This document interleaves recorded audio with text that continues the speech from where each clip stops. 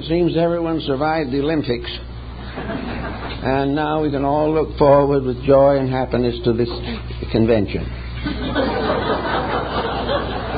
In the meantime, we will work with the subject of the morning. We all have problems of disposition. And we love disposition very deeply.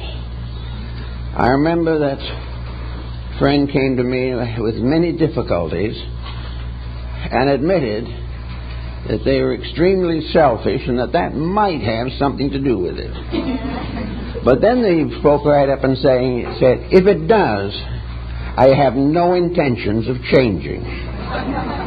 All I want to do is get rid of the consequences. This is human nature. And it is something we all have to face in ourselves and in others. We have to do the best we can to face the inconsistencies that lurk somewhere in the subconscious parts of ourselves. The purpose of philosophy primarily is to help individuals to overcome their own peculiarities. It is that the individual, if he knows enough and is sincere enough, will make the changes necessary to improve his own disposition.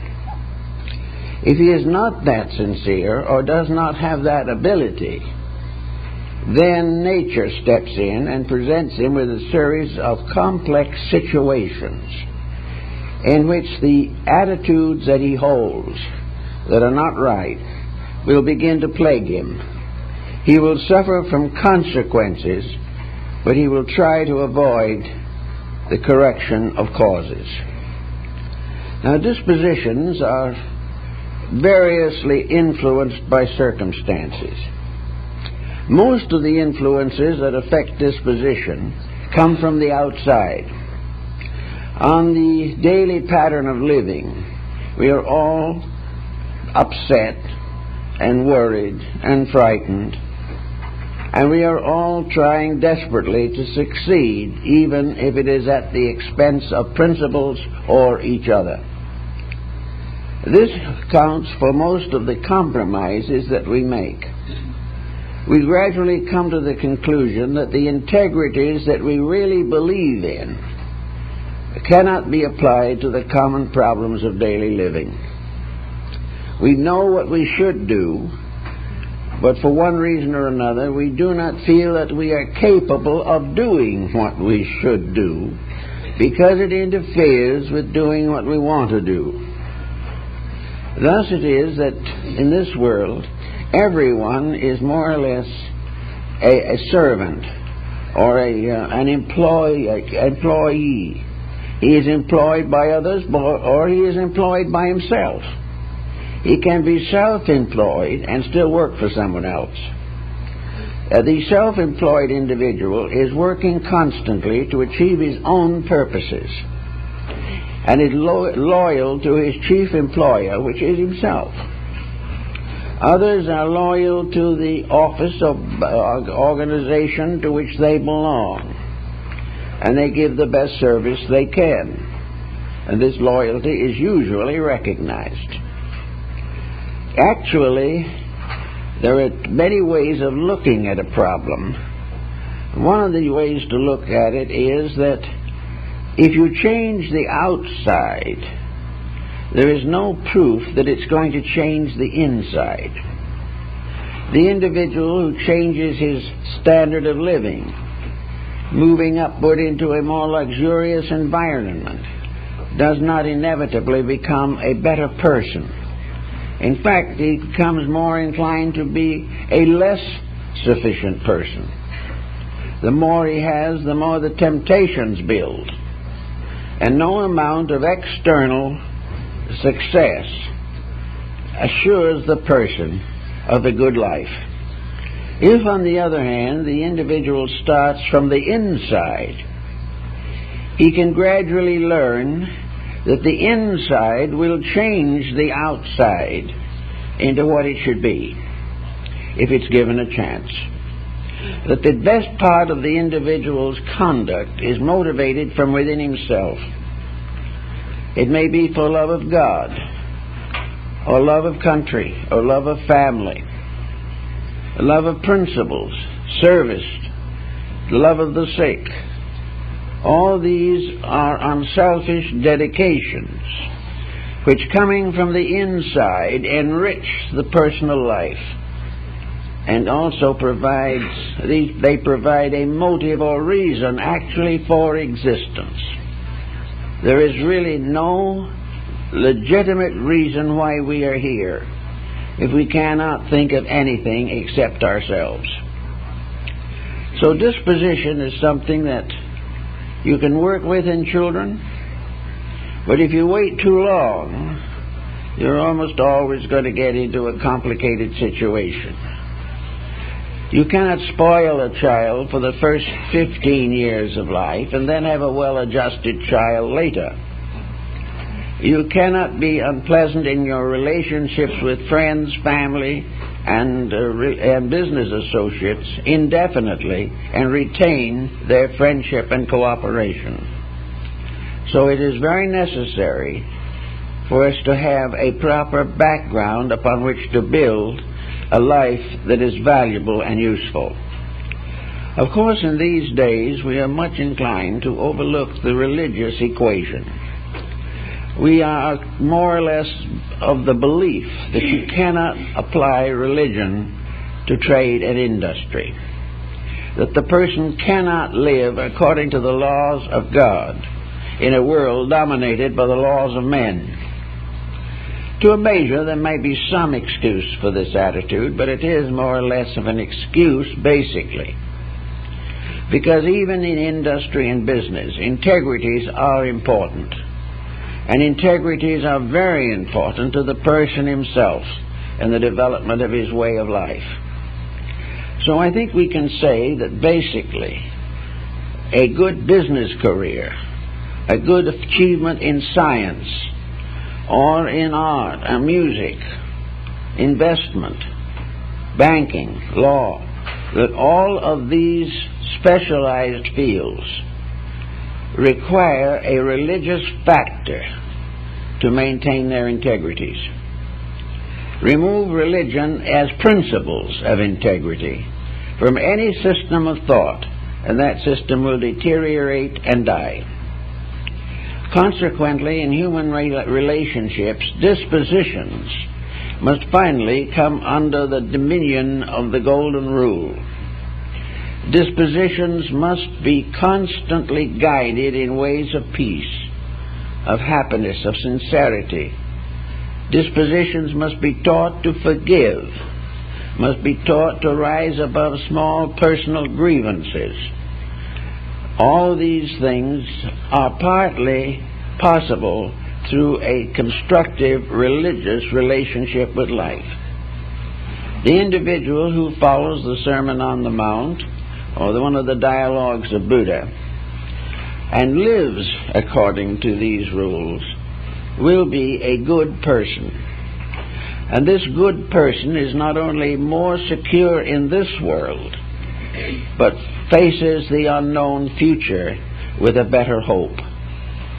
We must gradually weed out that part of our own nature which is destructive. We must get rid of the battlefield in ourselves if we expect to cure war in the world. It is impossible for the individual to break rules without this breakage spreading through society and making life impossible for other people. So in disposition, we start perhaps in an oriental mood. One of the beginnings of disposition may be to learn how to keep quiet. Because in quietude we give disposition an opportunity to relax.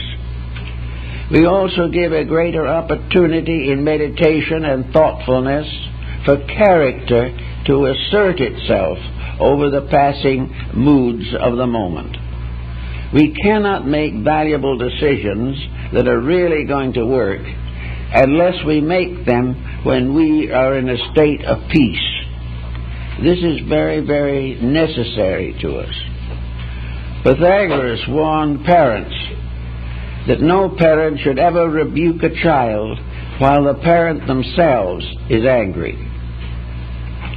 It must be done from a standpoint of principles, and the parent must set the example of right attitude in efforts to correct or condition the attitudes of children. So here we come into a very simple problem, that people have lost the knack of being quiet. They have lost that Zen relaxation, which always associates itself with a firm and balanced judgment. You cannot sit on one end of the scales and expect an honest judgment. You must relax from within yourself, and this must be done under a discipline. Every person, even a child in their early teens, should at least once a day have a period of 15 minutes of quietude. A quietude that is not interrupted by television. A quietude that is not interrupted by all kinds of social activities. A simple quietude of being in a state of relaxation. A state in which the person is ready and able to receive the subtle impressions that come from his own soul. If he is not still, the soul cannot speak to him. And if the soul cannot speak to him, he cannot know the Spirit. Therefore, to begin with, disposition is not something you fight. It is something you outgrow by the simple process of gaining control over attitudes that disturb your mental and emotional equilibrium. So in all problems, the old Christian family had prayer. They said grace at meal and were thankful for the food. They gave very special attention to the children. They read from the Bible. They went to church at least once a week. They lived in an atmosphere dominated by the words of Jesus.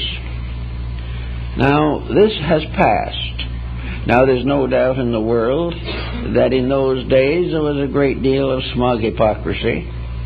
There were people who did not understand or did not really want to grow. Many went to church only to be seen there. But at the same time, there was a general accepted standard of life. People were supposed to be divided into two general groups, the lower one of which cared for nothing in particular. On the upper part, or upper half, was constantly aware of the responsibility of maturity and tried to do something about it. So here today, we have a world full of war, with more and more alarm everywhere. And the individual gets into a kind of panic. He gets his nervous system all disturbed. He gets a little short in his attitudes towards other people. He nurses more grudges. He condemns more politicians and miscellaneous people. He finds something wrong with just about everything. Now, he may be right, but this endless finding of wrong is going to damage him. He must try to understand why things are wrong. He must learn to understand why we do not have any peace in the world. He has to learn why the United Nations can't function. He must learn why the local situation is requiring that everyone put iron bars on his windows and doors. These things are situations, and we have to try to understand how they come about and why, and to a measure why each of us in some degree is responsible for the condition. Because very few people are standing firmly on principles. And these are the only answers that can ever produce the ends that we desire. So we will hope that from the years of association we have had here, that the individual has gradually found a strengthening of character, that inside the resources of self-improvement are greater than they were before, that each person knows a little more about the laws of nature, knows through experience a little bit more about the will of God, and most of all has learned by possibly bitter experience what happens to individuals, groups, or nations that fall for arrogance and selfishness. All of these considerations help the person to be self-controlling and self-directing. So when you sit down for the little quiet time, the problem always is to observe that this quietness depends for its expression and its completion upon a certain basic constitutional attitude. The person who is basically kind will find a philosophy of kindness evolving within himself, which will protect him from many evils. He will find also that this kindness spreads through society, and that others, inspired by his attitudes, will try to do a little better themselves. So all the way along through the problems of life, we have to keep a definite contact with the interior soul factor in ourselves. We have to be sure in our natures that the best in us is guiding the rest of us, that the leadership is in the hands of the most able part of our own being. As we approach a political situation, we are not all convinced that the candidates are what they ought to be, or that the election is going to produce any very great difference in our general condition. We are not aware or not certain that leadership as we know it is sufficient, is dependable, and is dominated by unselfish idealism. Now go to ourselves for a moment. What part of ourselves have we elected to office as the guardian and guide of our lives? From what level of our own internal mechanism are we fashioning a philosophy which is to protect us, guide us, and inspire us through the years of our material existence? Are we allowing the best part of ourselves to govern the rest? Or are we constantly hiding the best because it interferes with the things we want to do? The labors of self-centeredness, selfishness, ambition, and revenge are not part of a message that comes from the best part of ourselves. It comes from a level that is not fit to govern. It is a level that, if it does get into the seat of government, will be arrogant, destructive, hateful, and abusive. Therefore, if we must make a life decision, what is the highest concept of life that we can imagine? What is our idea of a truly mature person as we try to contemplate upon such a person in the act of meditation? When we are trying to decide which part of our own natures is the best to lead the rest, we will come to some rather interesting decisions, experiences. We have to learn as people learn, that if we want good government, the governed must be reliable and intelligent. If we want the government of our personal lives to be responsible, we must therefore make it possible for that level of government to be in office and stay there. This means that the person has to defend the best part of himself if he wishes to benefit by its contributions. the possibility of achieving internal security without keeping a pact of relationship with the divine part of ourselves is impossible. Now, what is this divine part of ourselves going to do? It is going to do very largely that which the embodiment and personification of that divine self in the power and principle of Jesus Christ is to be the leader of our lives.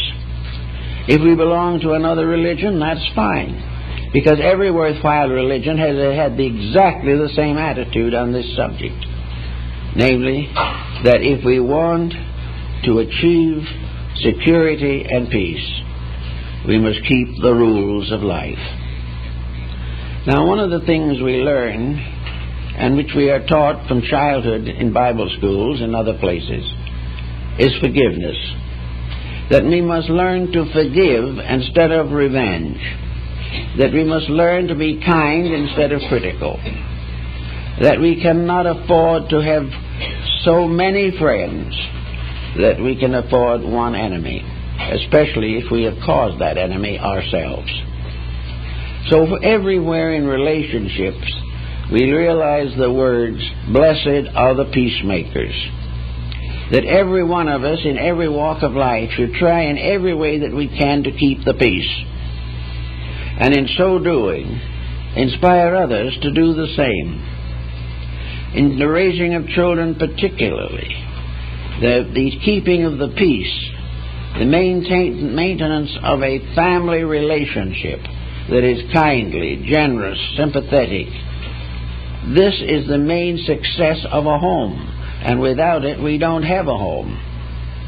Yet today, thousands, millions of homes are involved in constant conflicts over matters that should never have entered into the situation at all. So in meditation, we try to straighten out something. We try to substitute an inner control for this outward flare-up that is a serious detriment to everyone concerned. Now, another problem is of trying to understand these matters has to do with the transformation of grievances. A grievance is something that an individual will nurse for the rest of their lives. It is easy, apparently, to forget anything good that ever happened to us, but never forget anything that was unfortunate. So we therefore have the problem of trying to understand why things happen.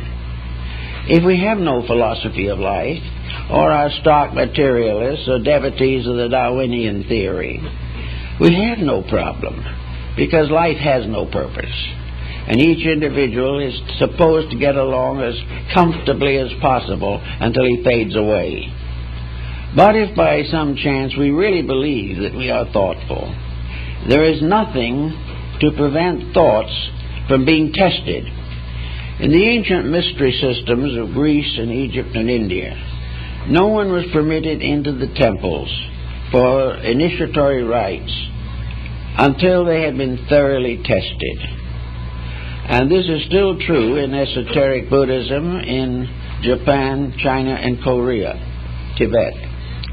The individual must prove an achievement of internal integrity. He cannot simply go in as an individual full of faults and wait for the religion to save him. He is not actually acceptable into any school of mysticism until he has already corrected the more obvious and tantalizing faults that he may suffer from. So in Egypt they were tested, and in Greece. And let us not think for a moment that these tests were superficial.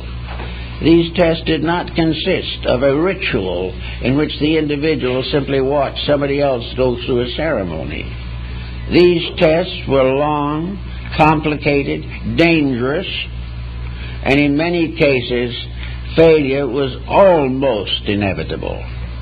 There was just that little spark of possibility that the individual would superimpose upon his common nature a higher nature long enough to pass the test. On many occasions, in Egypt particularly, those who took the initiations and did not pass them did not again appear in the world. They were not injured, but they became part of a great system that took care of the mortuary rites of the dead. There was nothing funny, foolish, or superficial about these rites. They were real. One Roman emperor who was good enough, apparently, to be given the opportunity was attacked by masked priests. Their purpose was to reveal to him the uselessness of violence. But he did not pass the test, and in his failure killed one of the priests by accident.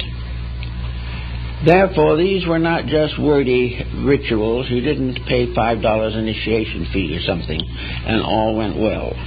You had to earn it. Now, those rites have more or less disappeared from our world. But instead of rites, we have riots. Instead of the rites in the temple, we have the riots in the marketplace. The whole world has suddenly become a sanctuary for the testing of human character. We are all faced with the same tests that were found in the caverns under Sais and Memphis. We are still being tested as to the integrities of our inner lives. And unless we pass the test, we have to continue to take the examinations until we do. But once we have transcended a weakness of character, once we have departed from our natural human emotions to contemplate the mystery of divine nature, we can do these things with considerable ease. It is not an impossible task. Let us therefore think of this world not just as a schoolroom, as Paracelsus termed it, but as a mystery temple, a place where individuals are tested.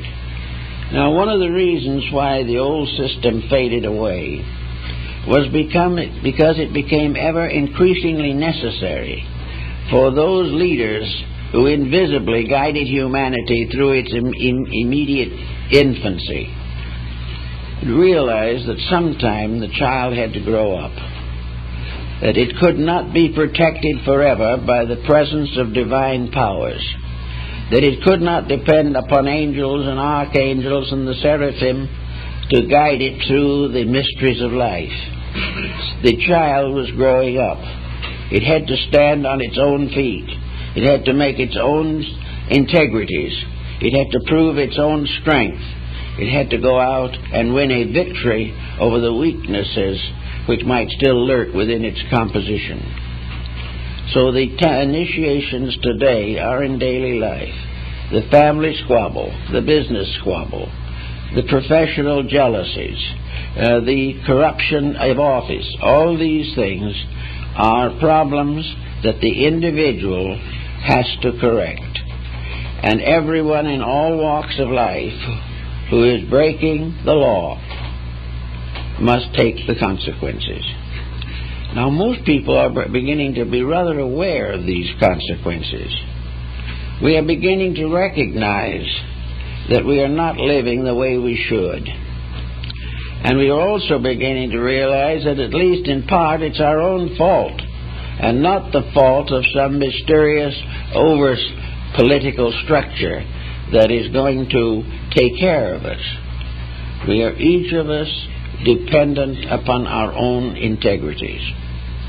So if we view this life we live as a test of character, we know when we win it, and we know when we lose it, and we also know when we try to avoid it.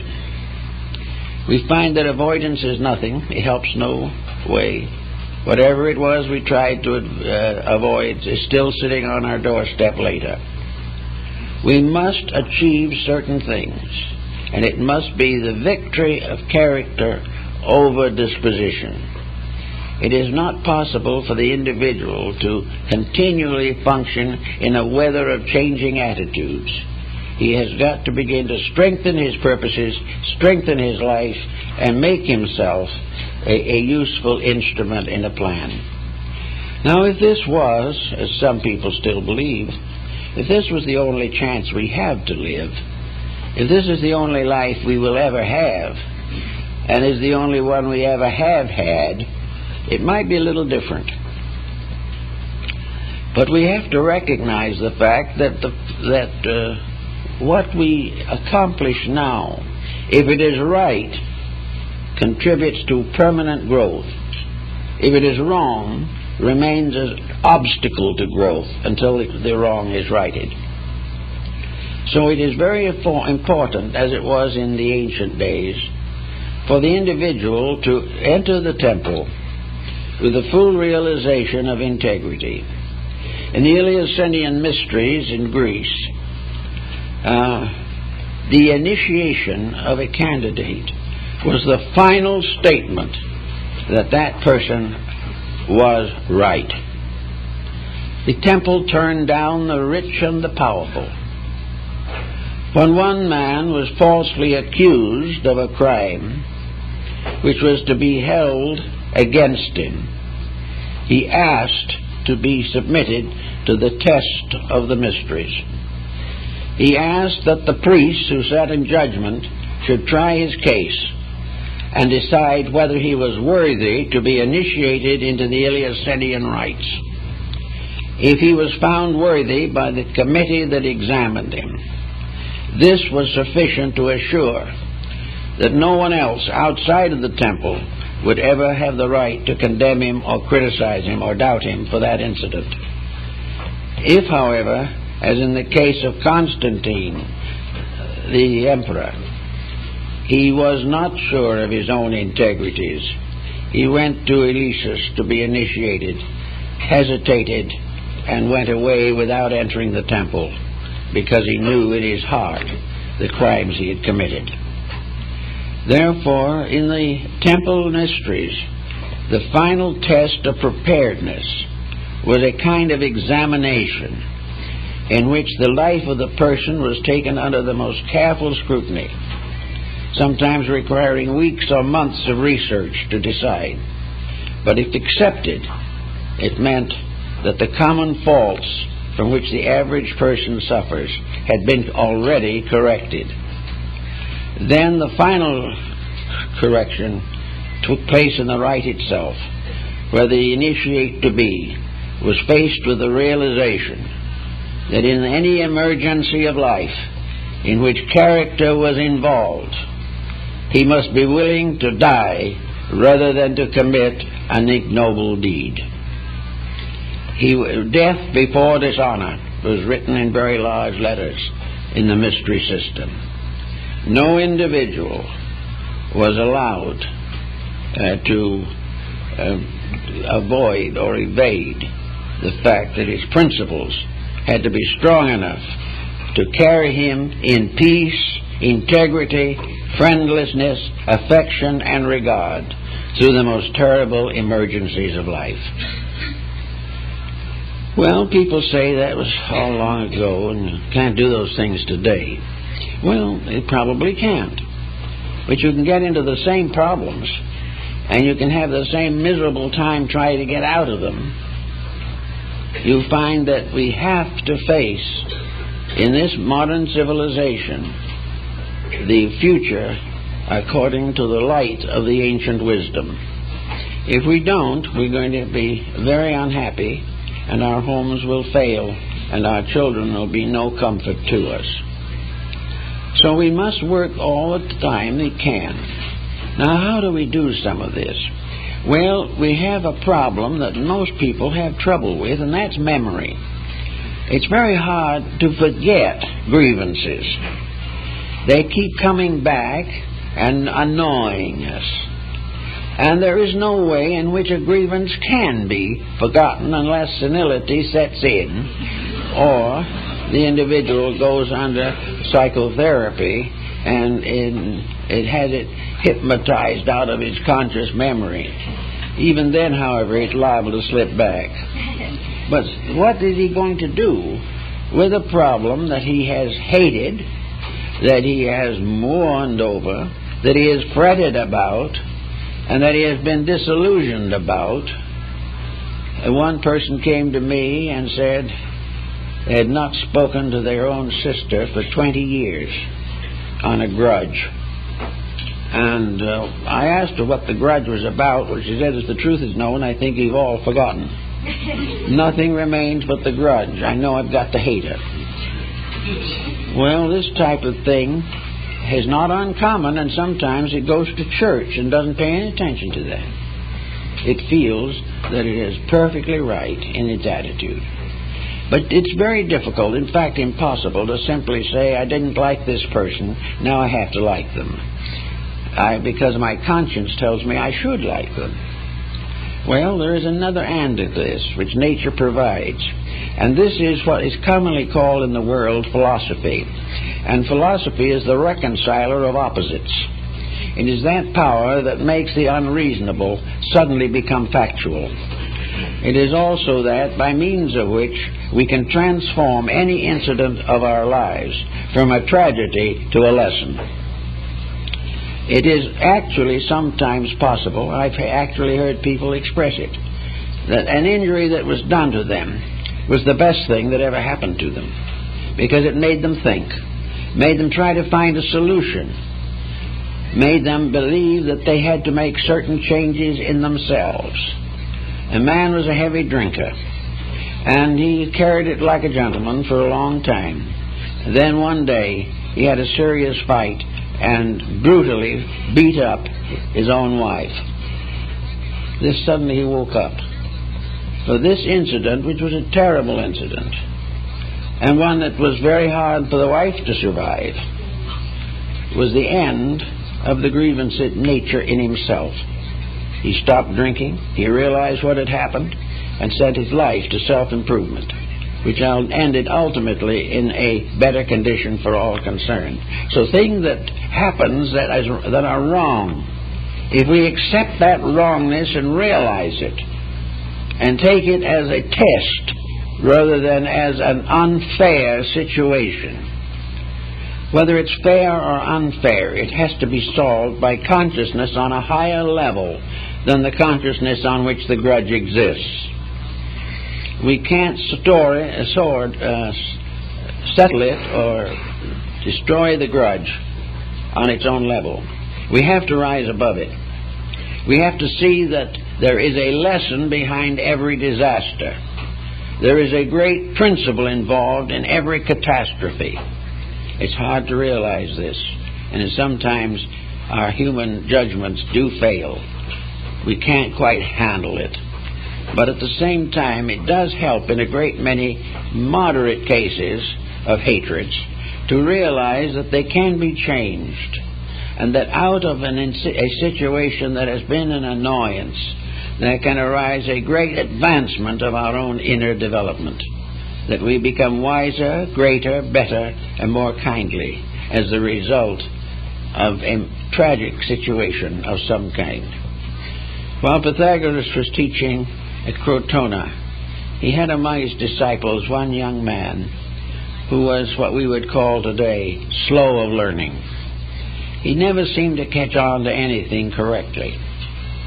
He misunderstood, and he tried desperately hard, but he couldn't understand or take on the heavy elements of a philosophical discipline. And finally one day Pythagoras became so annoyed at him that he made a sharp rebuke of his stupidity. The boy reached into his girdle, took out a dagger, and killed himself in the presence of Pythagoras. Pythagoras took the oath on the body of the boy that never again while he lived would he criticize any living thing.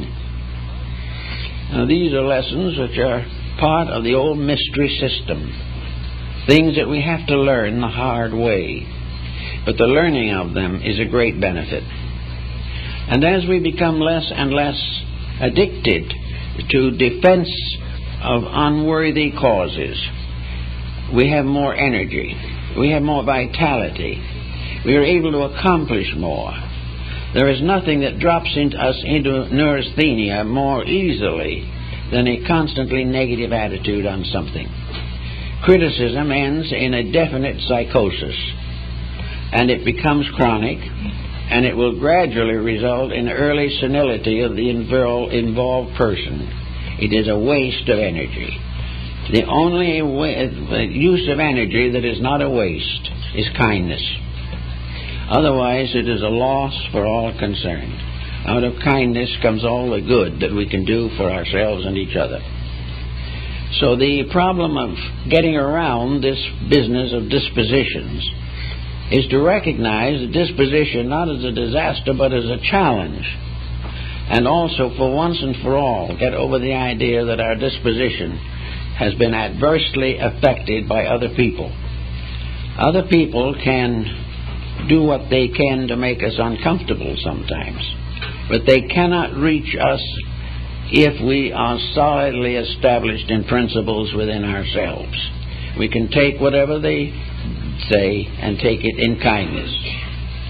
Or we can take the losses that they bring, or the cruelties which they circulate, with the realization that the only answer is, as Edwin Markham pointed out, the only answer to the cruelty of another is simple love. The other person may reject it, but that is the only emotion we can afford for ourselves. Otherwise, we get into the same problem, and there's nothing more miserable than the circumstance of people all to blame worrying about their problems. Now, if in the devotional theories of antiquity and of the Orient today, the religious life, the life of discipline, has to have certain symbols. If we want to live better, think better, and be better, it becomes necessary for us to begin doing better things. We have to give expression to the part of us that we really want to use.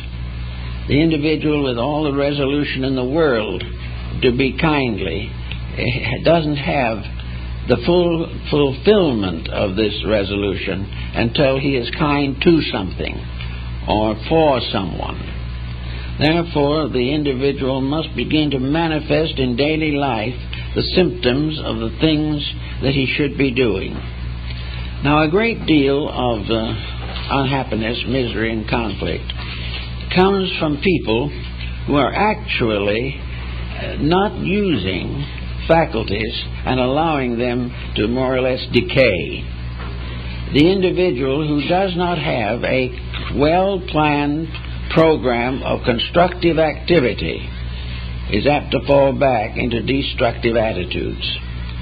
We have to have a daily outlet, a constant outlet for something that satisfies the inner life. Now, of course, we have a number of possible selections. One of the most interesting and improving probably is art. Art is a magnificent way of expressing beauty, and all that is noble in man's nature is beauty. And the beauty is one of the three primary aspects of deity. Everything that deity creates is beautiful in itself. The universe is beautiful. The flower is beautiful. Strange creatures that we do not understand are still beautiful also. And the world that we can create is one of beauty. And we can express our love of deity by serving beauty and producing beautiful things. Beauty, therefore, has a redeeming factor. Plotinus, in his essay on the beautiful, points this out very clearly.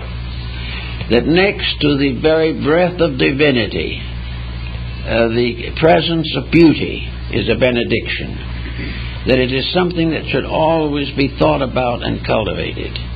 Therefore, every individual should variously attempt to beautify his life, his mind, his emotions, his home, and whatever elements come under his control.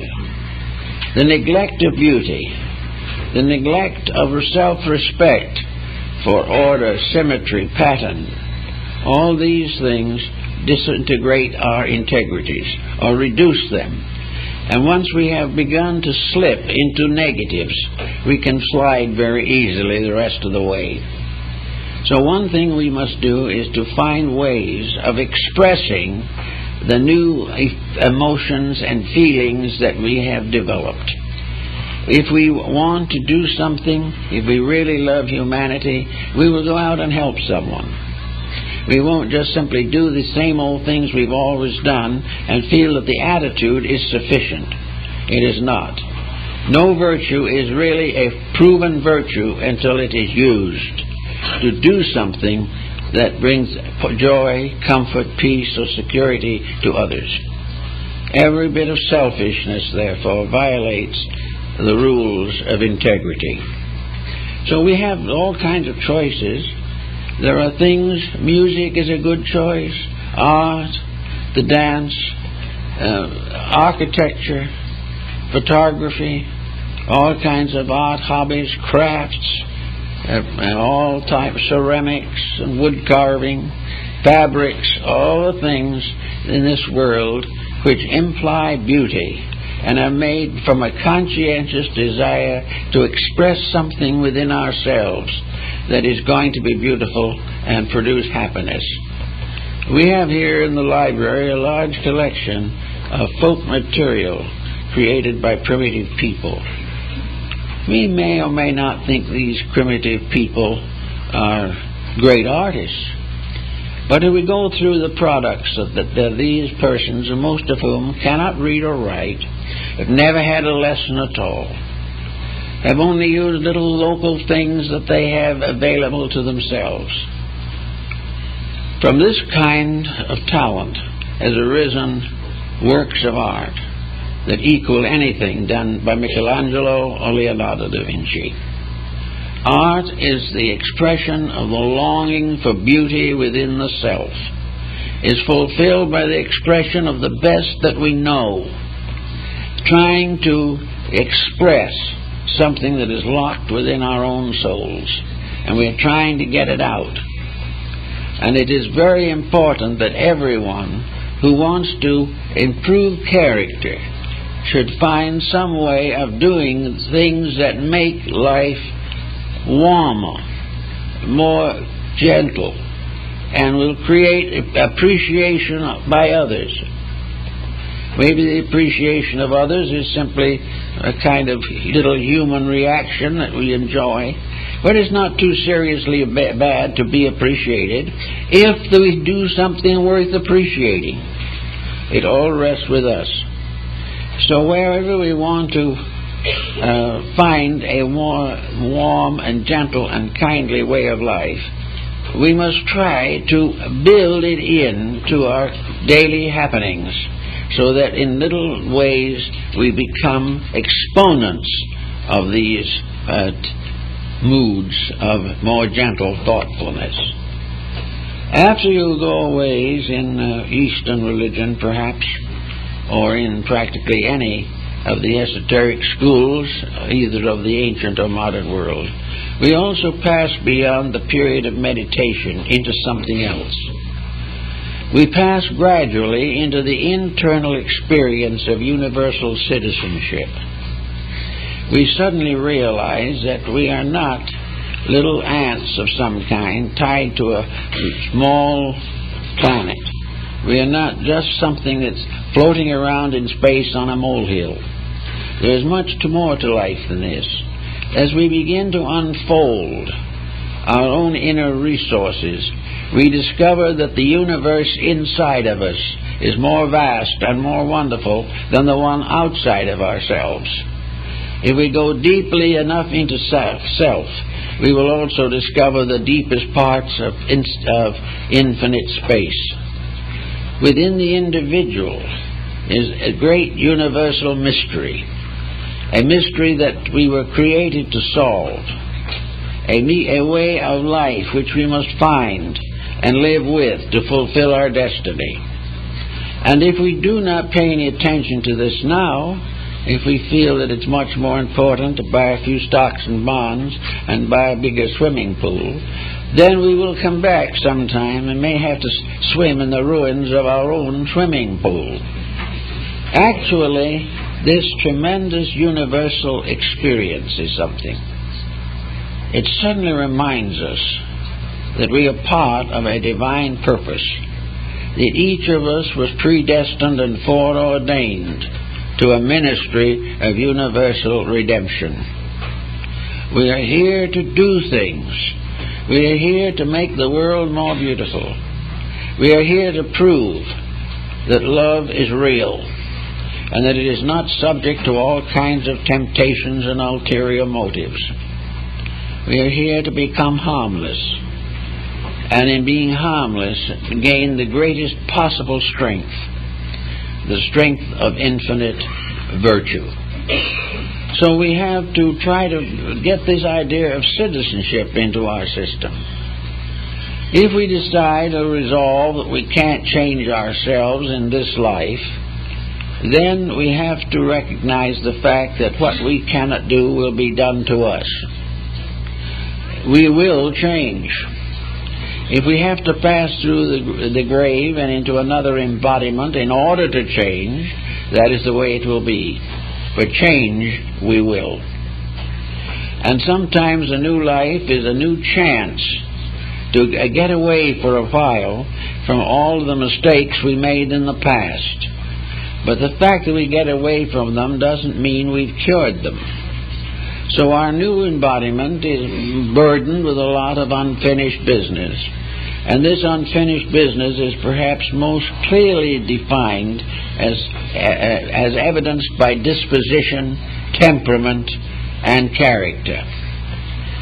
That basic something in ourselves that seems to move us in one direction or another is actually, in large part, that voice of unfinished business which we have brought forward from the past. Now, we've brought forward a lot of nice things, too. We've not come down through the hundreds of embodiments that lead to the present time without accomplishing something. There are a great many very gross failures that we have corrected. There are nice things that we have done which are not forgotten by time or space. There are all kinds of new opportunities, and we bring to each embodiment the mellowed experience of previous life. The incidents we have forgotten, but the rules that have been kept and broken we remember. And these rules we either keep or break again. So each person who really wants to get somewhere must realize that that temper fit, which may be gone in a couple of hours, is a little scar in the substance of character. It is simply something that shouldn't be there. And if this is allowed to develop into a tendency to have these moods whenever it seems convenient, that little scar becomes a deep wound, and the inner life of the individual is not going to forget it. The inner life is scarred by habits and practices which have been allowed to accumulate without correction. So we come into the world, and from the time we are 2 years old, we are fretful. We are not a particularly pleasant or happy baby. And as soon as we get a little older, we discover that with a tantrum we can get what we want. And we've learned that from the past. And we have forgotten, however, what the temper fit did to us. We have forgotten the misery that is caused, the tragedy that it brought into previous lives. All that came forward this time is the uncorrected tendency to it. That impulse to do it again. That impulse to do as we please at the expense of others. And this, if it's allowed to grow, will gradually infect the life as it infected the one before. Perhaps the parents come into this a little bit. We help to pay for our own mistakes by helping other people who get into the problem of making mistakes themselves. A wise, thoughtful, and fully responsible parent, seeing dispositional peculiarities that are adverse to a good and happy life, can always start in and work with it a little bit. Try to find out how to handle it. Try to present the child with new incentives to get over these indulgences in childish feudings and so on. Maybe the parent can't do it, but there's a good chance they can if they start early enough. But if the parent goes merrily on its way and never pays any attention to the children until they're 16 or 18 years old and suddenly wakes up and finds he's got delinquents, this is karma. This is the fact of life. And somewhere in the world we have to learn that all of the things that come as responsibilities must be met in full, or we will have to pay again. So every attitude in the person's character and disposition which is contrary to intelligent, dedicated growth, and contrary to the improvement of the entire life cycle, will ultimately be the source of grief or distress to us in our later days. We cannot escape these things. They're there. And they will haunt us unless we correct them. Now, this may make life look awfully heavy. It's not nice to think that we go to school all the time. Well, it depends a lot on what the school is. It is said that before he made a slight mistake, Adam attended in the school of the angels, and that when he wasn't a very apt pupil, he caused difficulties to all concerned. But actually, nature's education is not hard. It is not a brutal thing. It is not something which says, "Thou shalt not," forever. Nature's way of educating us is to give us a beautiful world in which to live. Nice people to get along with if we are reasonably patient. Opportunities for all kinds of constructive experiences. Abilities to develop talents and resources within ourselves. The right to choose to grow. The right to grow like the flower in the field naturally, because it is its nature to grow. It is the nature of the human being to grow. It is the nature of the human being, like the flower, to be beautiful. It is the nature of the human being to be kind and generous and thoughtful. All these things are part of the beauty of life, not some hard rule in which we are going to be punished if we do wrong. The more thought is, we will be rewarded if we do right. And if we have troubles, it's because we have caused them, not because nature has wished them upon us. It is because we have not chosen to be happy in a world in which happiness is possible.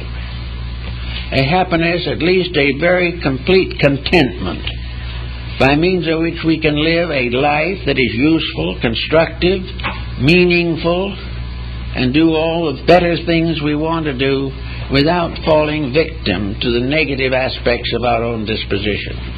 The only way we can really overcome a bad dispositional fault is in ourselves, and not permitting ulterior motives to focus upon that fault.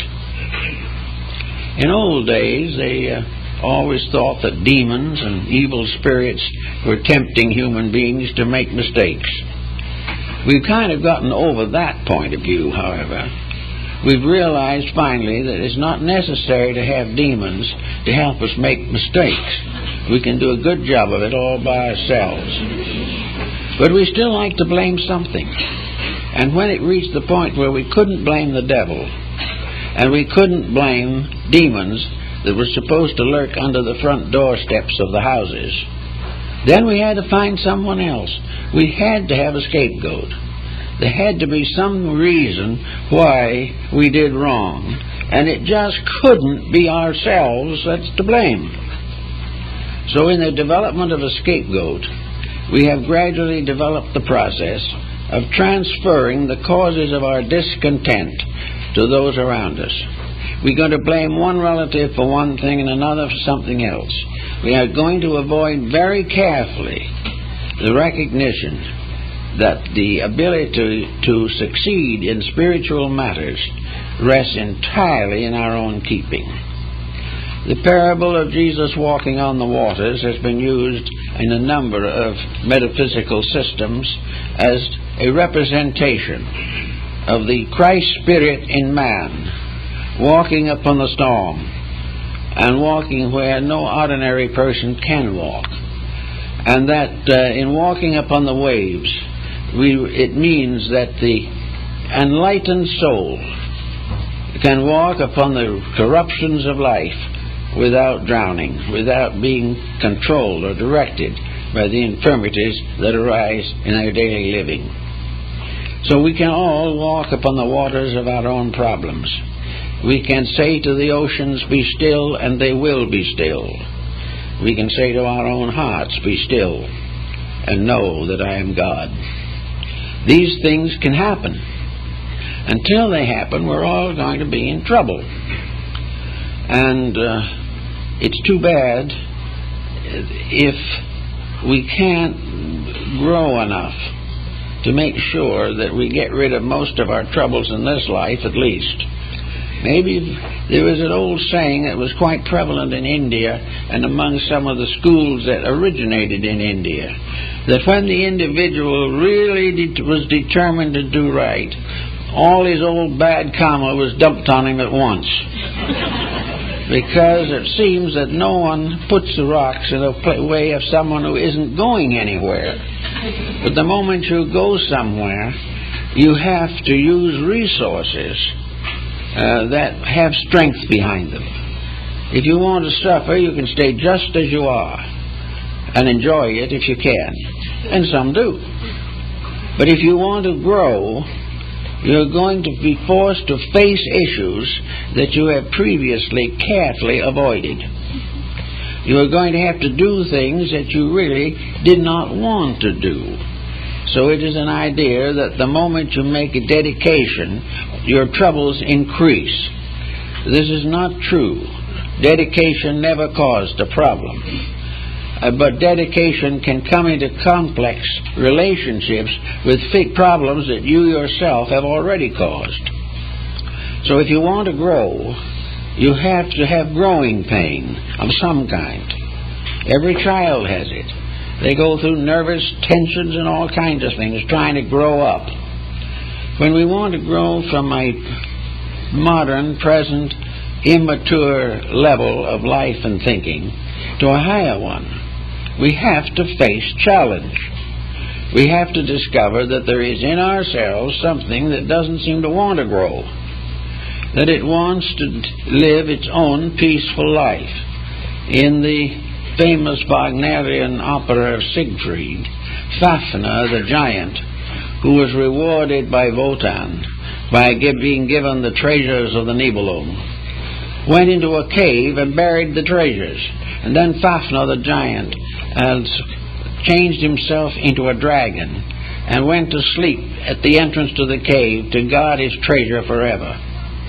When Siegfried came along, the hero, to challenge this and to force the reluctant dragon to give up the treasures, the sleepy dragon just said, "Let me sleep, let me sleep." Well, many people, guarding their own troubles and their own misfortunes and their own weaknesses, when challenged, just say, "Leave me alone. Let me rest. I don't want to work. I don't want to change. I just want other people to do what I want them to." So this way, this "let me sleep" attitude means leave me with the weaknesses I possess, but take away from me all the punishments for them. This can't be done.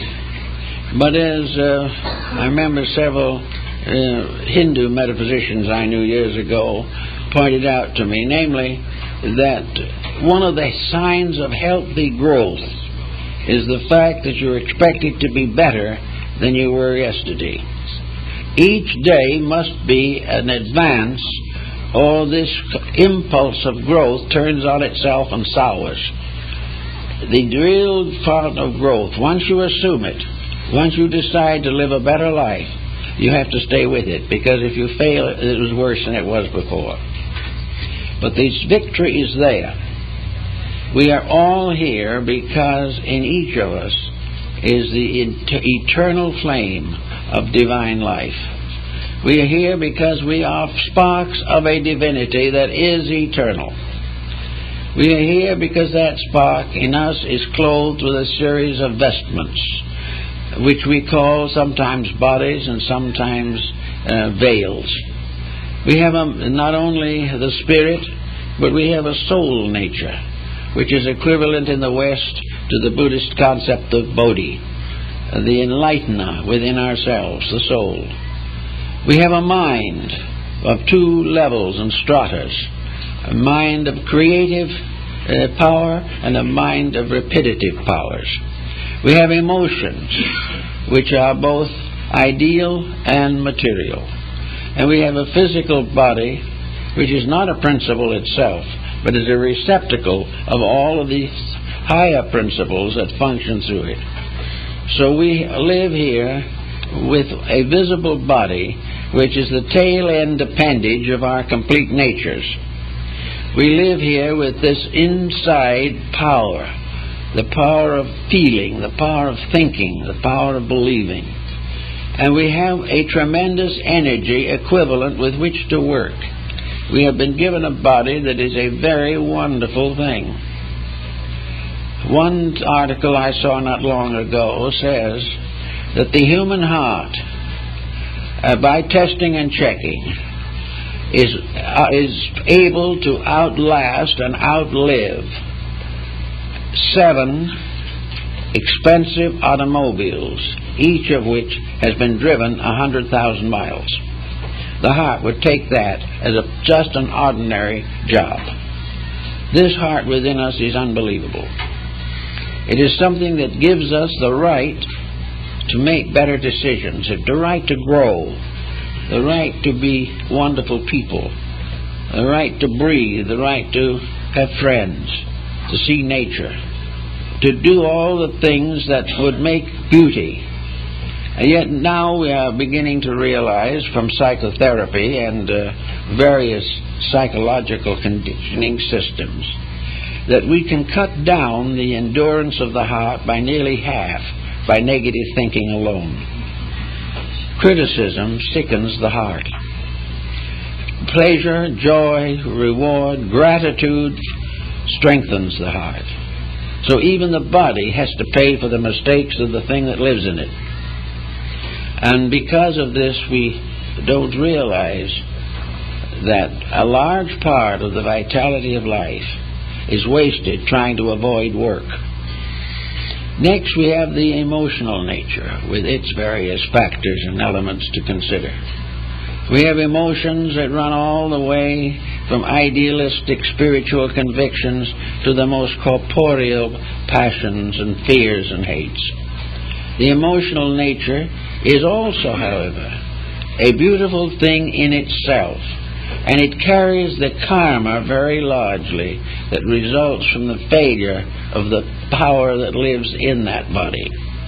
So the emotions, if they're allowed to run without control, end in all sorts of extravagances and luxuriousness. It becomes a problem in which the person finally kills themselves with their own luxuries. We read in the papers every day of some wealthy person who passes out in his 50s from exhaustion. This type of emotional pressure and the corruptions and intemperances of emotional excess destroy life, and also result in a lot of bad karma in most cases. Then we have the mental nature. The mental nature is rather heroic. It likes to be very self-centered. It likes to think how great it is, how great and important the individual is who has privilege to have this particular mind. And the result of that, it goes off into all kinds of misuses of mental energy, all the way from black magic up to exploitation, war, ambitions that lead to the destruction of values. All these things we have to fight with or do something about. We really don't fight them, because there's nothing that wins a victory over emotions, thoughts, attitudes, energy fields, and all these things. Nothing wins a greater victory more rapidly than quietude. At peace with self is the most important thing the person can achieve. And in order to be at peace with themselves, they have to respect themselves. They have to know that what they are doing and how they are doing it is acceptable in the sight of that which is within themselves.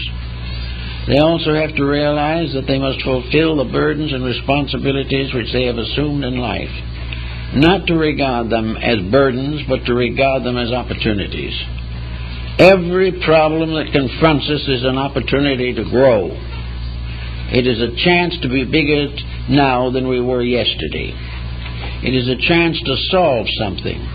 And perhaps most of all, it is a chance to learn something. When Francis Bacon, as the principal exponent and founder of the modern scientific approach to knowledge, pointed out on one occasion that there are 3 or 4 ways in which knowledge can be accumulated. And the most important of these is experience.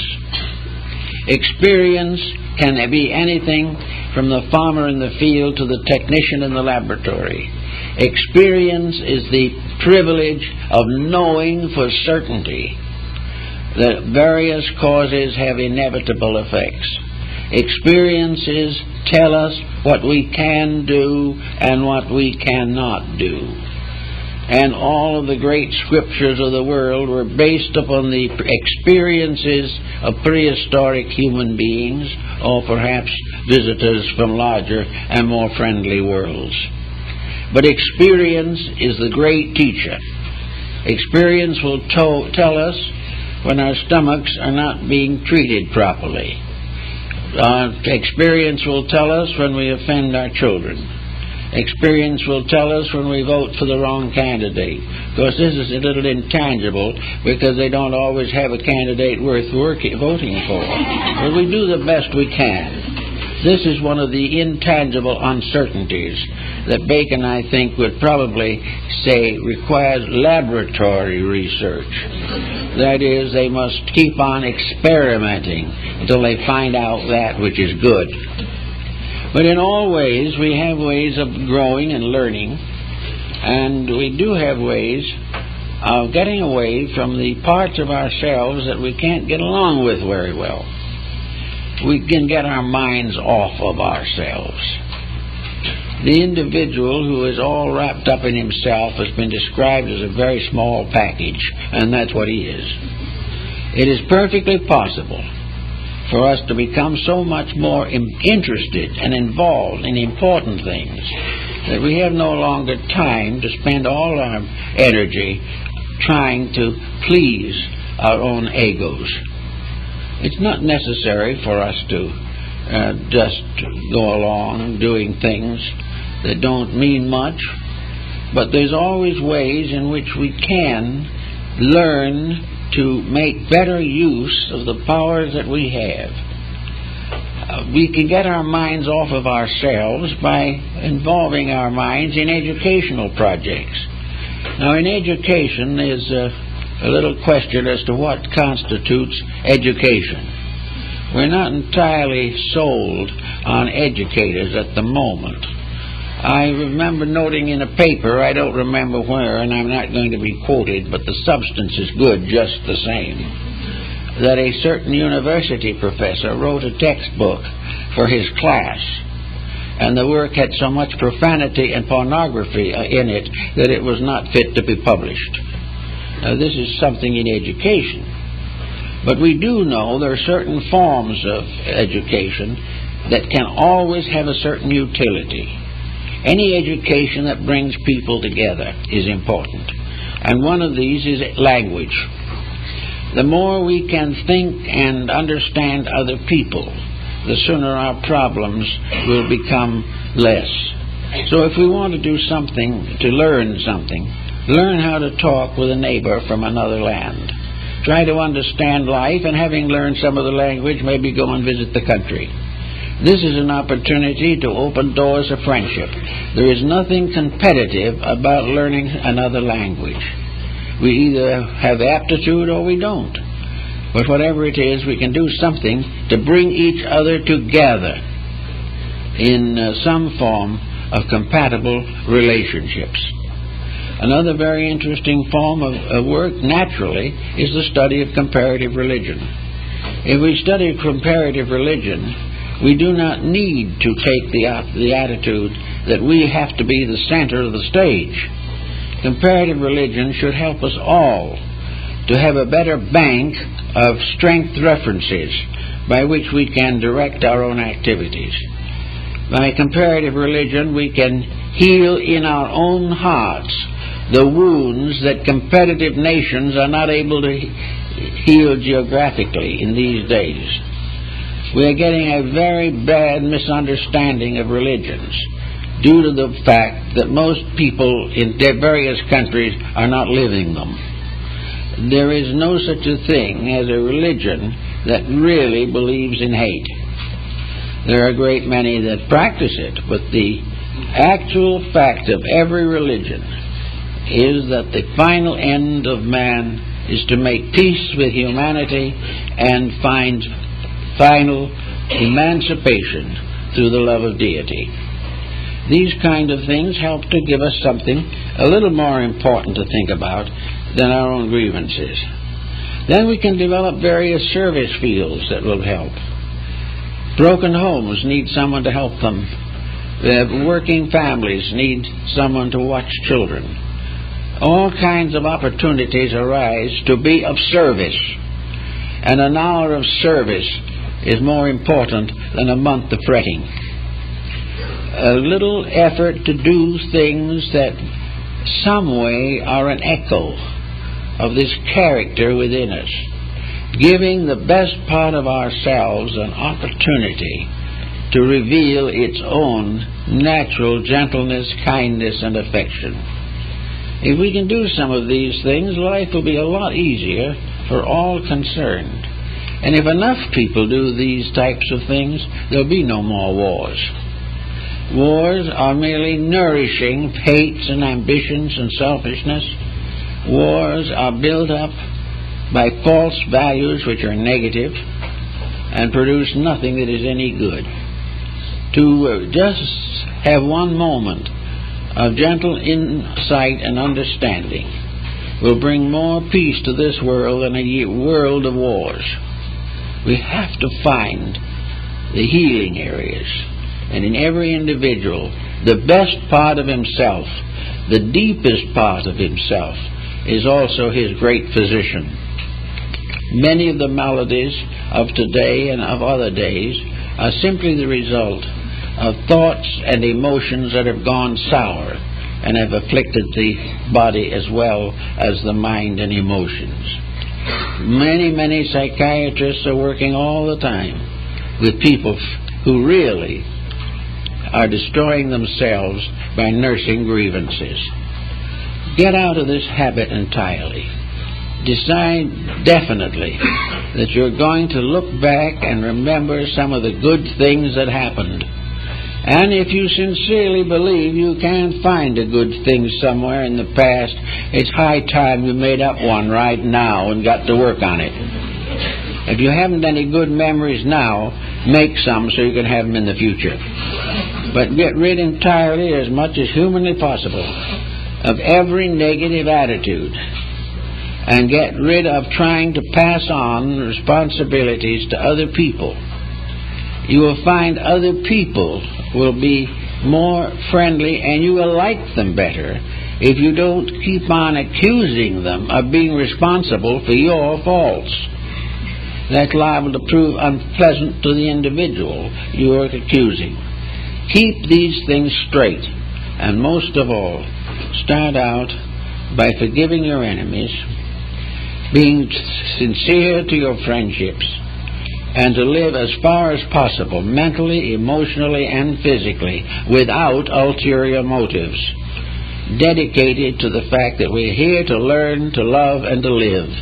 And by following these rules, we'll do pretty well in this world, in spite of the troubles that we find around us. Well, thank you very much, folks. That's all I'm going to do.